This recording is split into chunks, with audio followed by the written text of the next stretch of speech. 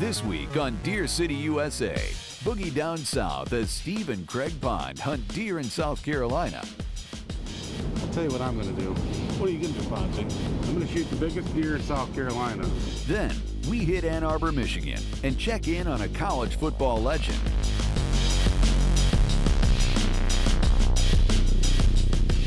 And Uncle Millie shows the kids how it's done, right here on Deer City, USA.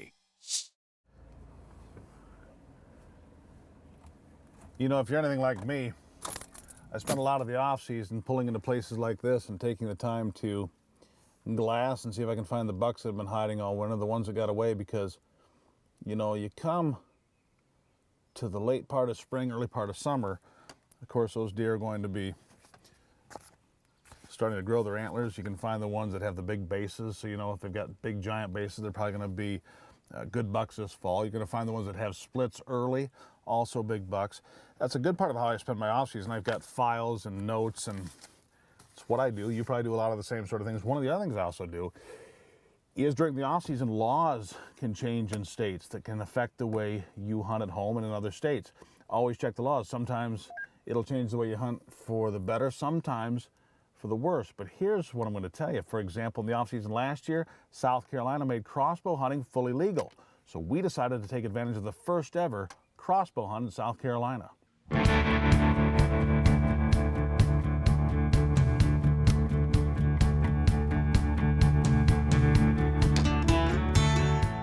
it come out the other side? It went right through. That's 20 yards past the target in the ground. He put a new string on it, so the excuses are now starting as to why it's up and left. The new string, it's new broadheads.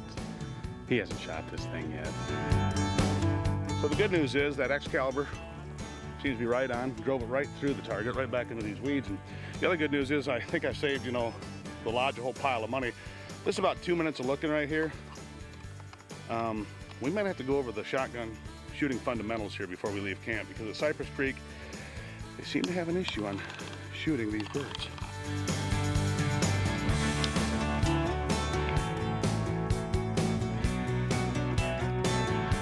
Okay, kill that hog. Where are you? Kill that hog! Big hog. We got a big hog. Shh, shh, shh. Everybody, stop. Stop.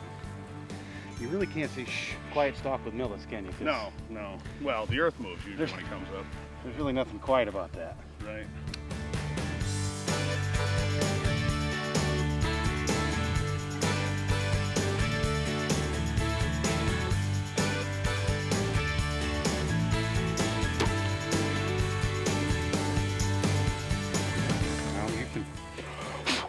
Check yours. Mm-hmm. We'll set this back up, right?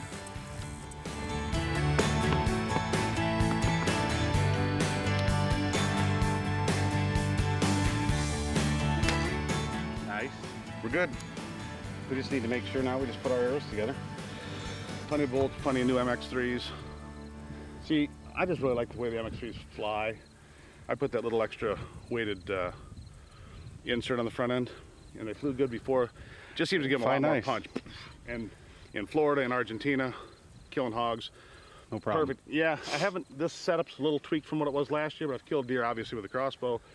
I think this is gonna be more deadly because, thanks Chick, just because you got a lot more weight forward, you know, and that's what all these arrows are going to, whether it's compound bows or crossbows, that weight forward, you get a lot more, you know, foot pounds, a lot more energy, a lot more punch through.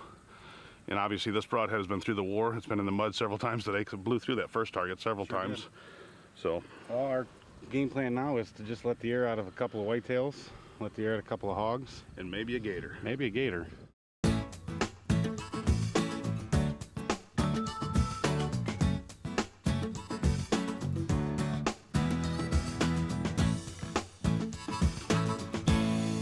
Like face paint. I do too. It's, and you know, the nice thing about this stuff is it washes off really easy. And it's so hot. It's not as bad as it was last week, but it's 90.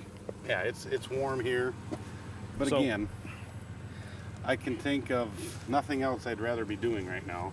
I can withstand the heat. We're going hunting. What is it? We got hunting tags. We got hunting tags. Tags in South Carolina. It's the only place in America where you can shoot deer in velvet starting August 15th every year with a high-powered rifle. Got hogs here. We're going crossbow hunting here. First season in South Carolina for the crossbows. The Excaliburs are out, ready to go. Might see hogs, might see whitetails. I'm not gonna be too picky, so I know there's gotta be 3 on a side for a deer here. That's all I know for sure. Good hunting. Let's go. Good luck to you.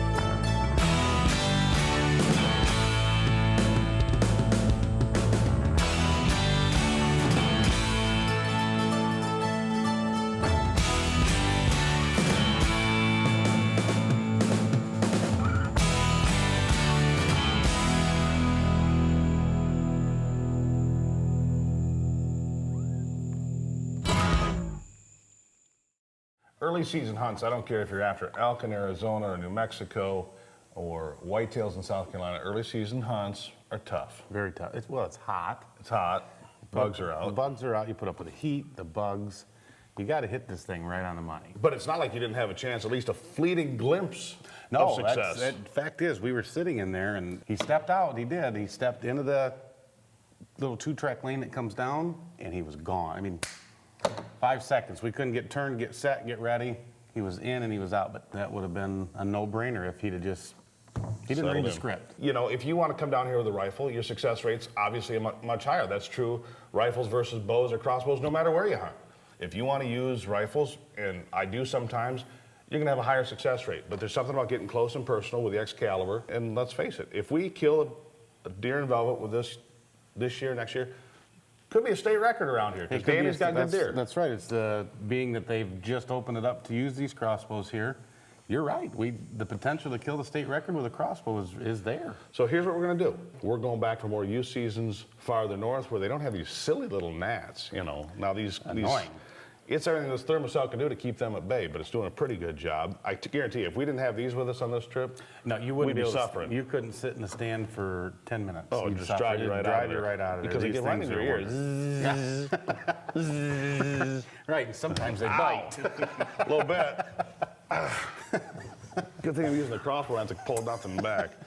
We'll be right back right here on Excalibur's Deer City, USA. Hey, Tommy, come up one more time. Come up here, just a little video.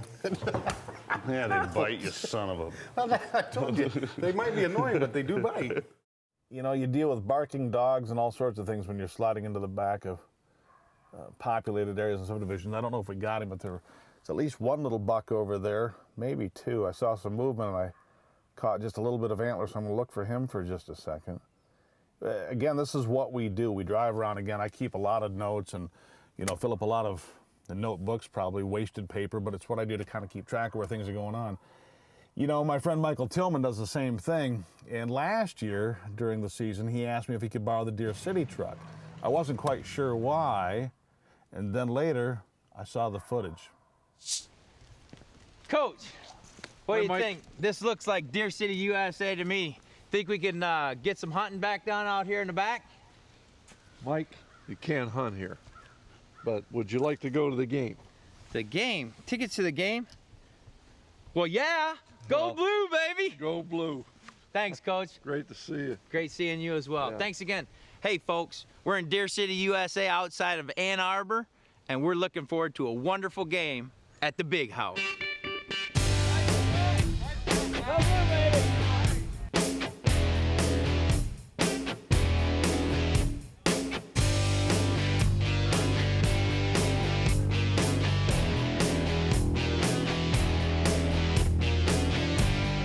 It's game day, and we're at the newly renovated Big House. Remember, Big 10, big bucks, game's getting ready to start, so we gotta go.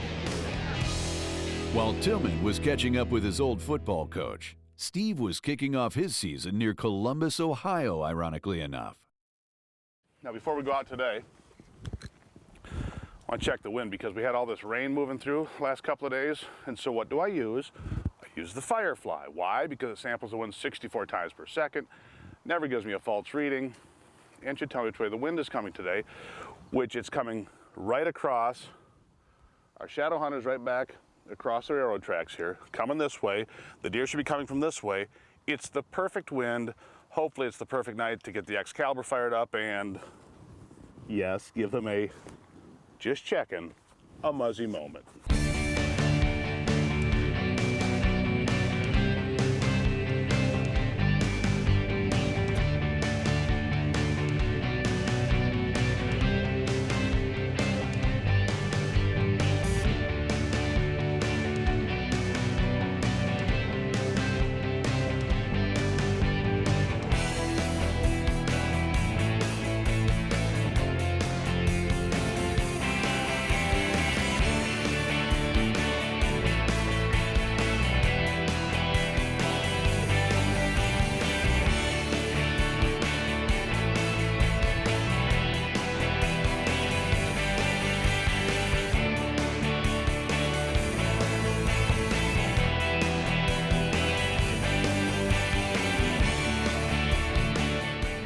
Mature though, she comes, hey, she's, okay.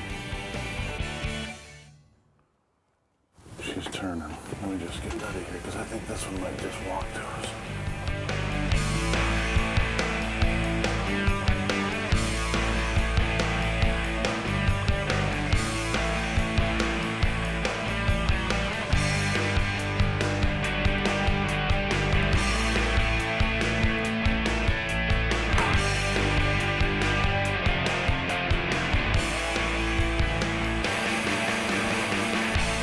Cool about that Shadow Hunter blind is, I mean, look at the size of that thing.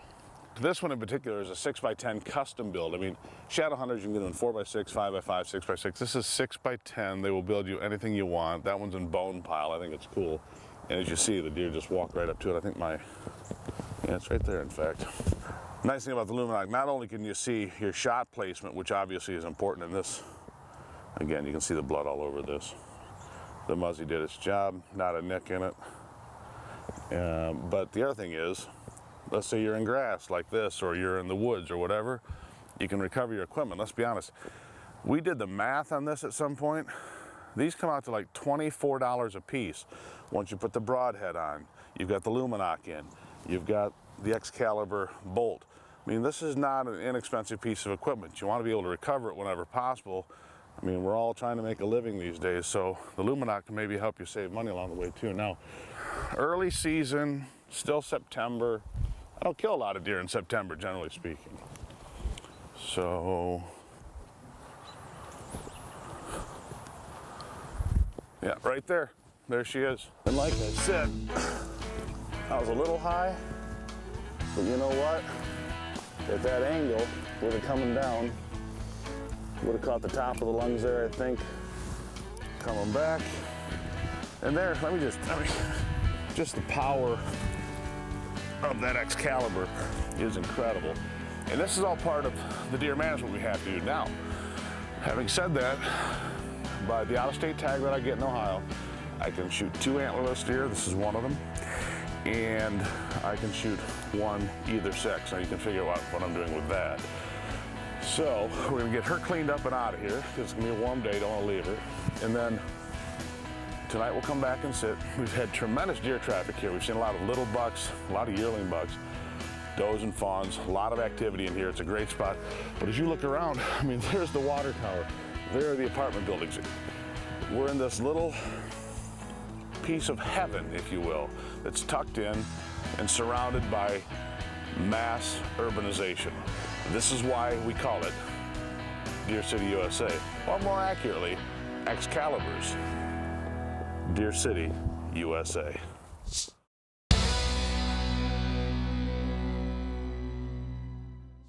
Most serious whitetail hunters know that bedding areas can be dynamite hunting locations.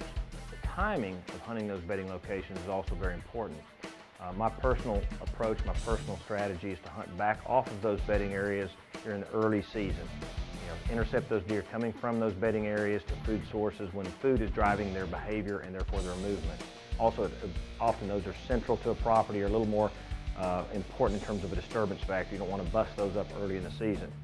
Now, during the peak of the breeding period, however, when those does link up with bucks, and those bucks will often take those does in the thickest cover possible and hunker down, then that's when I'll move in on those bedding areas and start hunting them a lot harder, because often there's not a lot of movement. We all know that little quiet period that happens right during the peak of the rut. Pre-ruts are on their feet, everything's happening, chasing's going on. When that breeding actually really gets hot and heavy, often deer seem to disappear. They don't disappear, they hunker down in thick bedding type locations. Hunt the fringes of those during the breeding season, your chance of harvesting a mature buck are much greater. I have it on very good authority that when I'm out of town, Millis will come and freelance and spend time in my deer blinds and so forth. So if he's out of town, I'm gonna sit right here and see if I can see that buck. I'm gonna aggravate his dog, I'm gonna irritate his neighbors, and then I'm gonna leave, and I'm gonna sit there and go, how did he get so many shadow hunter blinds? Because I think he must have like a 6-pack of those things, which is more than me. Speaking of shadow hunters, Stephen Scott Eskerhead, I think, is the largest shadow hunter known to man. I think they actually nicknamed it the USS Enterprise. But what a great way to get my season off to a great start. Fabulous mature doe on a meticulously managed property. Worked out really, really well. But, by comparison, these other shadow hunters just, of course, theirs probably came with wheels and was put up by a crane. And while I was in Ohio putting my outdoor edge knife to good use on that beautiful doe, Uncle Millie was back in Michigan getting ready for the youth-only special hunt. And Mark Millis, of all the things that we kid about, is really good with kids. Spends a lot of time mentoring children, taking them hunting and fishing. And so he takes time to take kids out that maybe otherwise wouldn't get a chance in the woods. So now maybe it's time for a little, let's call it Millie time. Okay, today here at Cabela's, Millis has his little posse with him, and we're going shopping. We're picking up some of the things that we need for in our blind, for out hunting. We need some broadheads, just all the little things that we need to make us successful out in the field.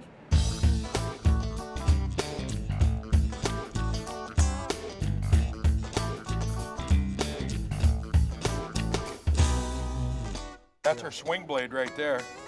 I have the orange one so I don't lose it in the field.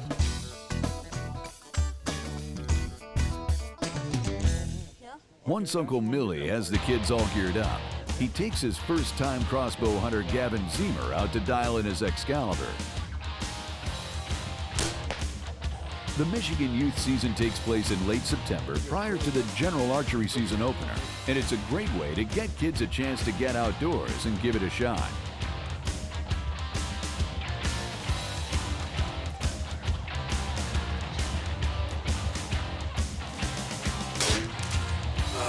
Gavin took the shot. Unfortunately, deer ducked. It probably dropped 1.5 feet. You'll see it on tape. And it was a swing and a miss. But this afternoon we're going back out, and it's going to be redemption time, isn't it? Yep. And we're all good with that, right? Yep. That's what happens when you go hunting. Yep. Yeah. So we're going to go out there and raise heck this afternoon and put one on the ground. Right? Yeah. Ready for breakfast? Yep. Are you hungry? Yep. Yeah, Uncle Millie's always hungry. City.